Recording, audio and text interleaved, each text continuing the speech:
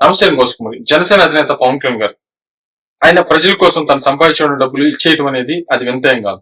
ఆయన ఎప్పుడు ఇస్తూ ఉంటారు, లక్షలు ఇచ్చే కోట్లు ఇచ్చేస్తా ఉంటారు. అది అందరికి తెలిసినటువంటి విషయం. కానీ ఇది ఒక రకం అయితే, కానీ అధికారంలోకి వచ్చిన తర్వాత కూడా ఇప్పటి వరకు ఎన్నో దాన ధర్మాలు చేశాడు, ఎన్నో డబ్బులు ఇచ్చాడు. దాని ఎంతో ఏంటంటే అధికారంలో రావడం కోసం ఏదో స్టంట్ చేస్తున్నాడు అనేటువంటి విధంగా ప్రత్యర్థులు దాన్ని ప్రచారం చేశారు. కానీ ఇప్పుడు అధికారంలోకి వచ్చిన తర్వాత కూడా ఇప్పటి వరకు కూడా దాదాపుగా 20 కోట్ల రూపాయల వరకు కూడా దాదాపుగా ఆయన విరాళాలు ఇచ్చినటువంటి పరిస్థితి ఉన్నాయి. దీనికి చాలా మంది షాక్ అవుతున్నారు. ఏ రాజకీయ నాయకుడు కూడా ఇంత నిస్వార్థమైనటువంటి రాజకీయుడు, ఇంత నిజాయితీ కలిగినటువంటి రాజకీయుడు దొరకడు అనేటువంటి విధంగా తాను కష్టపడి సంపాదించుకున్న డబ్బుల్ని కూడా, అంటే ప్రజలకు సేవ చేయడంతో పాటు తాను సంపాదించుకున్న డబ్బులు కూడా ప్రజలకే ఇచ్చేస్తున్నాడు. ఇంత మహోన్నతమైనటువంటి వ్యక్తి ఎక్కడ దొరకడనేటువంటి విధంగా చాలా మంది ప్రస్తావిస్తున్నారు.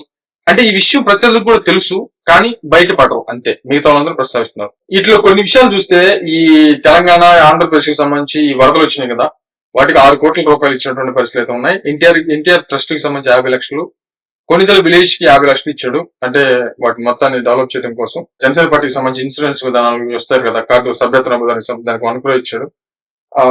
మరి ఎలక్ట్రీషియన్స్ కిట్ల కోసం 16 లక్షలు ఇచ్చాడు ఇటీవల పిఠాపురానికి సంబంధించి. మరి తిరుమల తిరుపతి దేవస్థానానికి 17 లక్షలు ఇచ్చాడు. ఆ తర్వాత మధుసూదన్ గారి ఫ్యామిలీకి మనకు తెలుసు కదా 50 లక్షలు ఇచ్చినటువంటి పరిస్థితులు అయితే ఉన్నాయి. అదే విధంగా మురళీ నాయక్ లేట్, అంటే మన సైన్యానికి సంబంధించిన వ్యక్తి, మన ఆపరేషన్ సింధూర్ లో చనిపోయినటువంటి ఆ యువకుడికి ఇచ్చినటువంటి 25 లక్షలకు సంబంధించి.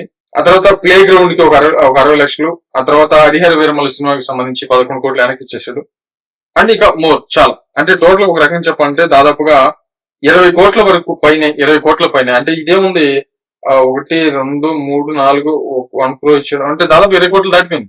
20 కోట్ల పైనే ఇప్పటి వరకు కూడా పవన్ కళ్యాణ్ గారు మరి విరాళాలుగా తన డబ్బు, ఆయన వాస్తవంగా అయితే ఆయన డబ్బు అయింది, ఆయన ఎవరికి ఇవ్వాల్సిన పని లేదు వాస్తవంగా అయితే, కానీ ఇచ్చేసాడు. ఇప్పుడు 20 కోట్ల పైన.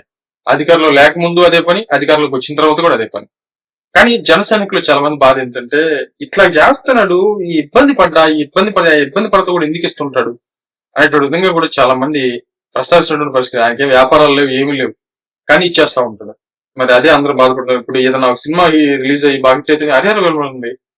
హరిహర వీరమల్లికి మామూలుగా ఏదైనా హీరోకి సంబంధించి ఏదైనా మీరు 100 రూపాయలు 200 టికెట్ పెట్టుకుని పోయి సినిమా చూపించారు అనుకోండి, ఆ డబ్బులు ఎవరికి వెళ్తాయి? వాళ్ళకి వెళ్ళిపోతాయి. ఇద్దరు జలసాలకి, వాళ్ళ కుటుంబాలకి అక్కడికి వెళ్ళిపోతాయి, స్వార్థం.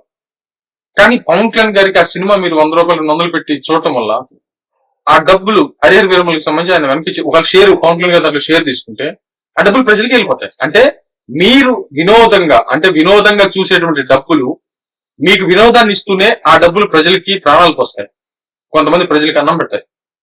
కాబట్టి హరిహర వీరమల్లి సినిమా చూడటం వల్ల, థియేటర్లు కూర్చొని చూడటం వల్ల మీకు ఆనందం వస్తుంది, ప్లస్ ఆ డబ్బులు పేద ప్రజలకు ఉపయోగపడతాయి.